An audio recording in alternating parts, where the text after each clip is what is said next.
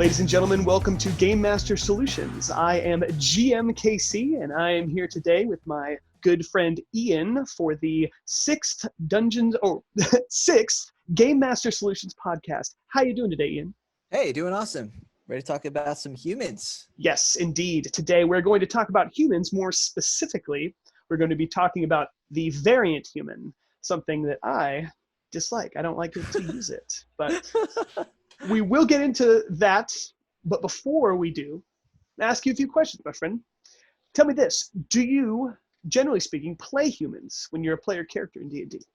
I like it. I've played a couple of humans. Like in the book, it says they're so diverse. You can really make whatever you want out of a human, and they can do pretty much whatever you want as well.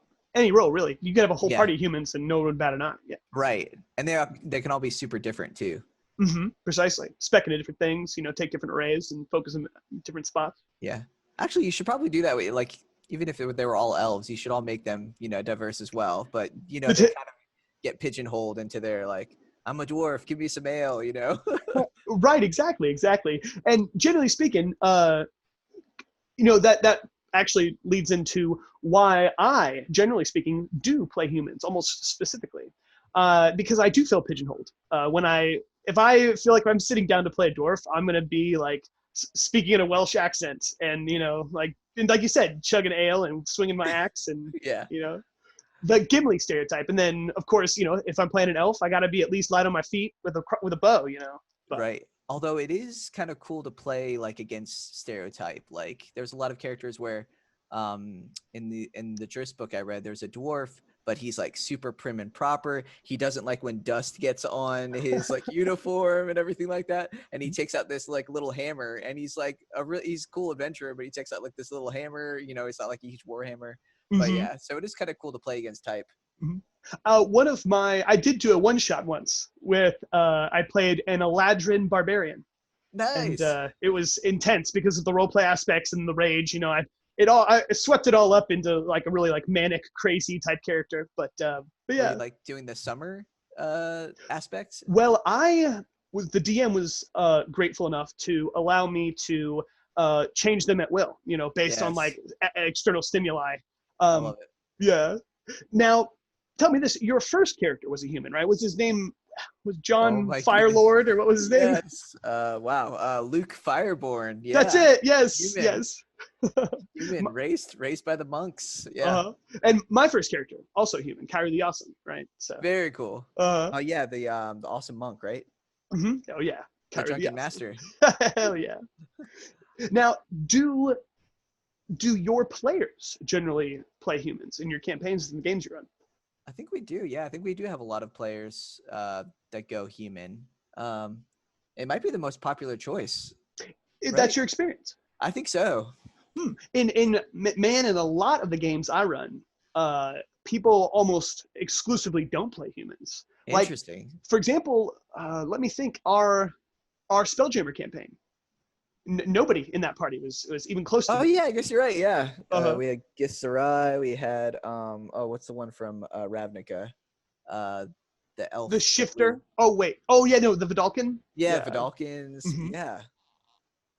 Yeah, I guess we did. Oh, but, we had a dwarf or a gnome, a goblin. Mm-hmm. Gith.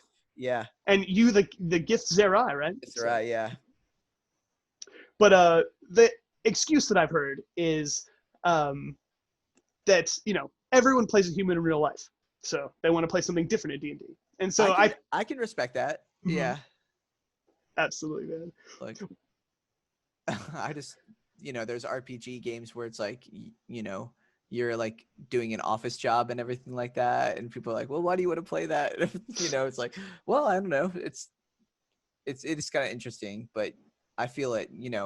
When we're playing a fantasy game, like, I want to do, like, crazy heroic stuff that I don't get to do, in real life and everything. Mm-hmm. Absolutely, man. Now, let's get down to it.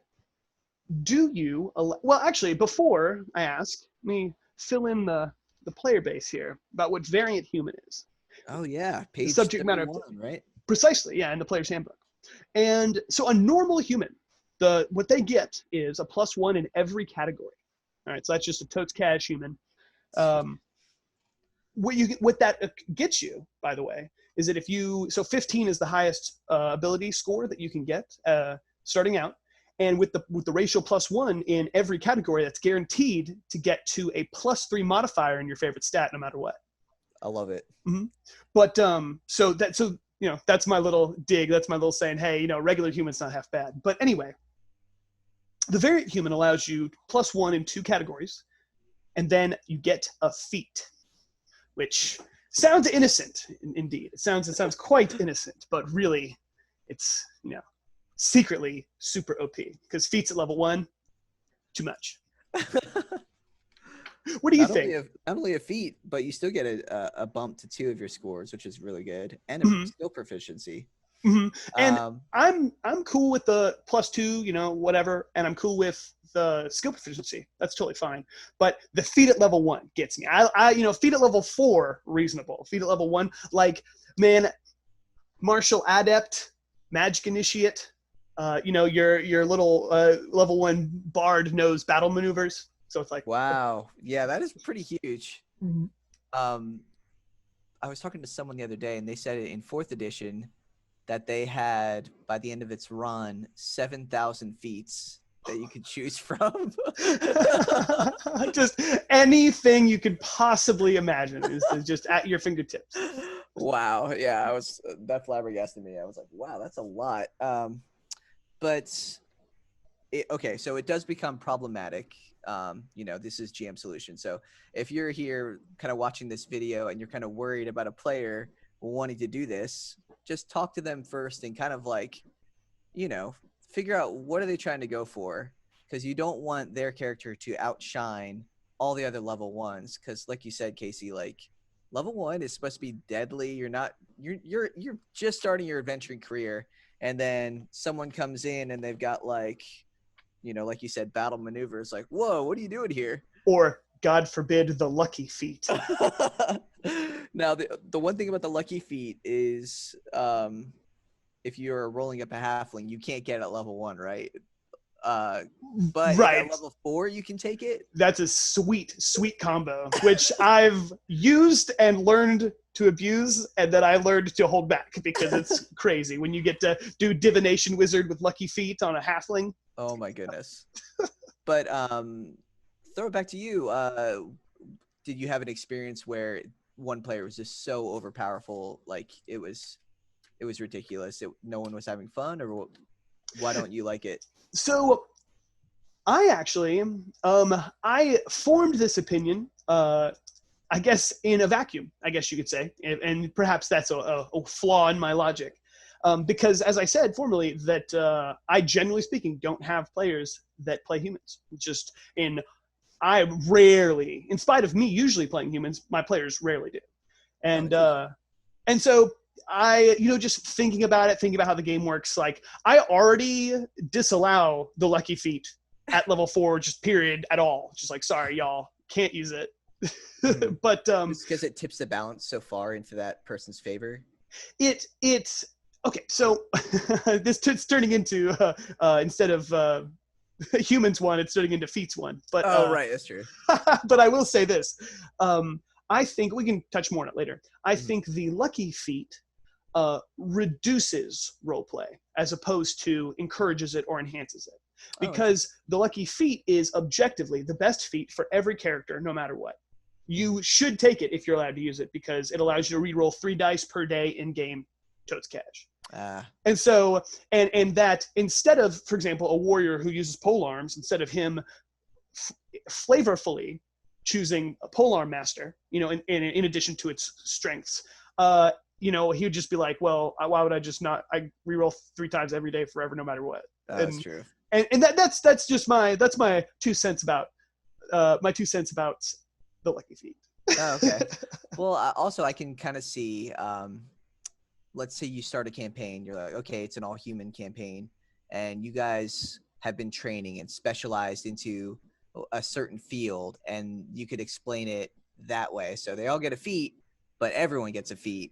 You got me? I'm in. That's awesome. Okay, cool. But, yeah. But I'm saying, like, but then you kind of, on the GM side, you kind of have to up the difficulty to match Because I mean, a feat at level 1 is, like you said, it's powerful stuff. Mm-hmm. Like the Great Arms Weapon Master, they can take a -5 to hit and get +10 to damage. Like Wow. if you crit, your character's doing 10 plus whatever they're swinging, so that's 10 plus 2d6. And so potentially 24 damage coming out of a level 1 character on a great sword swing. Wow, and goblins, would they have like 6 HP or something? Yeah. So it's like you're just turning them to pink mist, just like smashing them. Yeah, like you said, it kind of does. Yeah, because how would you role play that? Like everyone would be like, dude, how are you here? You're like, you need to be off saving the kingdom, man. Like, what are you doing on caravan patrol, or or clearing out rats from a basement, or the level 1 quests. But then you consider that they're still level 1, they have 12 HP, and then one good hit from an ogre and they're dead. Oh, that's true, yeah. So that's why he's with them. And at least there aren't 7,000 feats to choose from. Right. That's wild. That is the definition of spoiled for choice. But I could see that I could see that working if everyone had a feat going into it level 1, and like you said, if it fits with the character, if they want to be a polearm master, awesome, but like take that into your character and like, this is Lucille or whatever, stuff like that. Classic reference. Yeah, I'd really get into it. Mm-hmm. So one quick bonus question before we wrap up. Let me ask you this, bro. When you DM, are your campaign worlds human-centric? Are they human-centric? Meaning, are the majority of the sentient beings on this planet that is yours human? I think they usually are, just almost as a default, but there are some exceptions. Like in the Death Force campaign, there were like there was an empire of elves, and there was like an empire of dragonborn, and in the forests surrounding it, there were a lot of bugbear, but that was a lot of your influence on that part of the map. Right. Oh, well, you know me, I love to go get kooky with it, But I really dug it. I was like, you know what? I never really used elves or dragonborn as much as I really could. Mm-hmm. And go ahead. Oh no, I was just gonna say, and I have a proclivity to make them antagonists. I love them as bad guys. I was about to say the same thing. Yeah, and just using the elves, usually they're so so good and right, but using them as like the antagonist of the party, and like them being evil and arrogant, it was super fun. It's super fun. I'm actually reading a lot of the Driss books, so if you ever get into it, the Drow, they're like the dark elves. They act like that. They're like, most of them are evil, manipulative, arrogant. Do they have like the elves are the greatest species? Do they have that kind of vibe?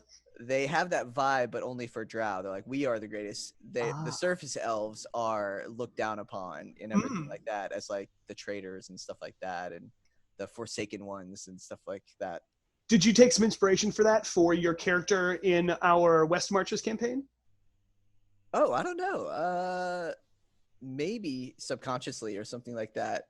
Because Reggie, he's kind of shifted over, as all characters do. But he started off as like a bratty teen, lazy, didn't calling people servants and everything like that. I think he was like that. Yeah, he was really bad like in the first 3 or 4 sessions, and then he slowly shifted into just wanting to do thrilling stuff and chaotic stuff and just have fun and everything like that. And as long as we're doing that, he's having a good time.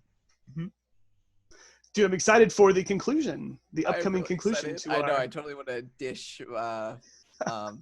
So Casey had a really good idea of for this whole campaign. We've been like co-DMing our group of 4 or 5 players, and tonight is like the final dungeon, and each of us have a room or a floor in the dungeon that we had to design, and we don't know it. We don't know what we're gonna throw at each other, but all of us have rooms to get through, and then before we get to the big bad boss at the end.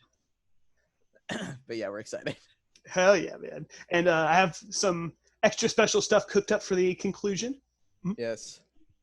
And bringing us back to my the topic of the day, humans.